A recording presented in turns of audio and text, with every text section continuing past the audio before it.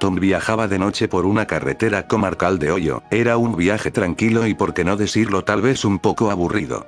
Para entretenerse había sintonizado una frecuencia de radio en la que un loco predicador hablaba de la salvación eterna, por supuesto después de hacer una generosa donación a su iglesia. Tom solamente de escucharle se estaba poniendo enfermo. ¿Cómo podía existir gente que le creyera? ¿No estaría prohibido vender productos falsos como las astillas de la cruz de Cristo o las lágrimas de la Virgen María? Estaba tan indignado que casi no se dio cuenta de una jovencita que caminaba por el arcén de la carretera y le hacía gestos para que se detuviera. Casi frenando en seco, Tom detuvo su vehículo pocos metros por delante de la chica. Cielo, ¿cómo se te ocurre caminar sola a estas horas con el frío que hace? He estado a punto de llevarte por delante con mi coche. Gracias por detenerse, señor. Tengo mucha prisa porque mi bebé me está esperando. Se me ha hecho de noche y nadie se ha detenido para ayudarme. Usted debe ser la tercera persona que veo en media hora y el primero que me ayuda. No te preocupes, si no me desvía mucho del camino te acercaré a tu casa.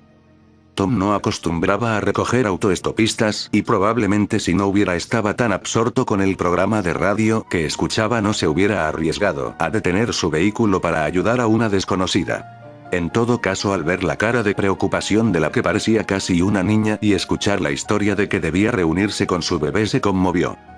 Hola, me llamo Tom, no sé cómo no te has congelado en una noche como esta. Le dijo mientras le ofrecía una sonrisa.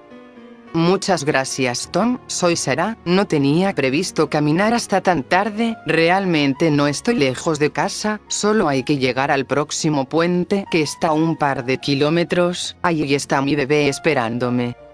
Tom no se atrevía a preguntarle la edad a la chica. Le había dejado impresionado que nombrara 2 veces a su bebé, pues no aparentaba tener más de 14 o 15 años.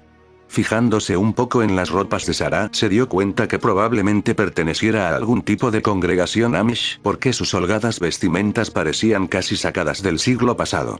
Estaba confuso y no sabía qué tema de conversación sacar, pues aunque se moría de ganas de comentar con alguien las estupideces que pregonaba en su discurso el predicador, sabía que los Amish eran bastante religiosos y lo que menos pretendía era incomodar a la chiquilla. Casi sin darse cuenta se creó un incómodo silencio que duró un par de minutos hasta que... Es aquí, dijo la chica al acercarse al puente que le había mencionado antes. Tom redujo la velocidad del vehículo hasta que, como por arte de magia, al situarse sobre el puente, el coche se detuvo solo.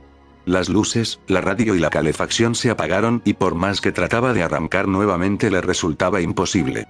Y entonces sintió algo a su izquierda. Era como si todos los animales que habitan la noche se hubieran puesto de acuerdo para hacer un silencio absoluto. No se escuchaba nada, ni tan siquiera el viento mover las hojas de los árboles cercanos.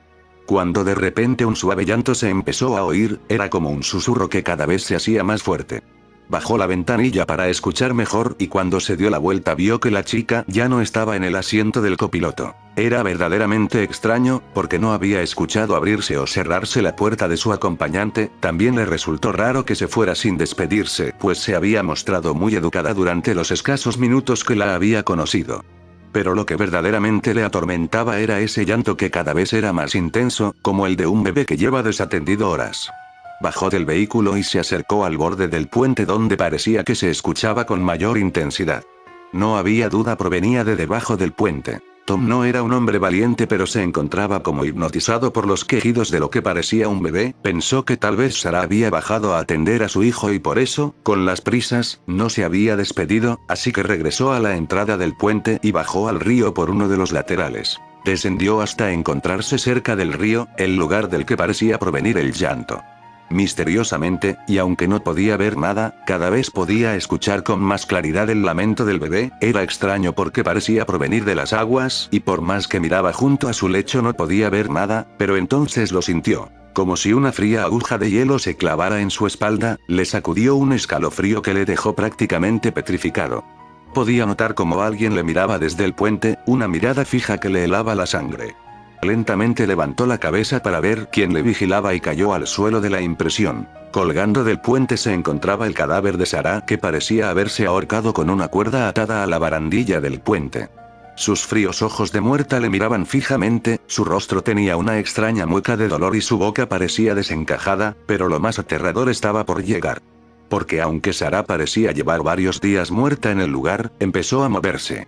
Un brazo se extendió y con un dedo señaló el lecho del río. Tom aún desde el suelo estaba tan petrificado por el miedo que no se atrevía a moverse, pero como la luz atrae a los insectos nocturnos, casi sin poder evitarlo giró su cabeza hasta mirar al lugar donde apuntaba el dedo en descomposición de Sara. En el agua podía verse el cuerpo de un recién nacido flotando boca abajo y una vez más escuchó el llanto desconsolado. El miedo dio camino al pánico y el terror que antes le paralizaba ahora le obligaba a correr tan rápido como podía. Subió tropezando por la cuesta por la que había descendido al cauce del río y se metió nuevamente en su coche. Pero no arrancaba y cada vez se escuchaba más cerca el llanto del niño y el lamento del espíritu de Sara. Totalmente desesperado empezó a empujar el vehículo que, tan misteriosamente como se había apagado, se encendió solo al cruzar el puente. Subió al coche y condujo tan rápido como pudo para escapar del puente de los lamentos.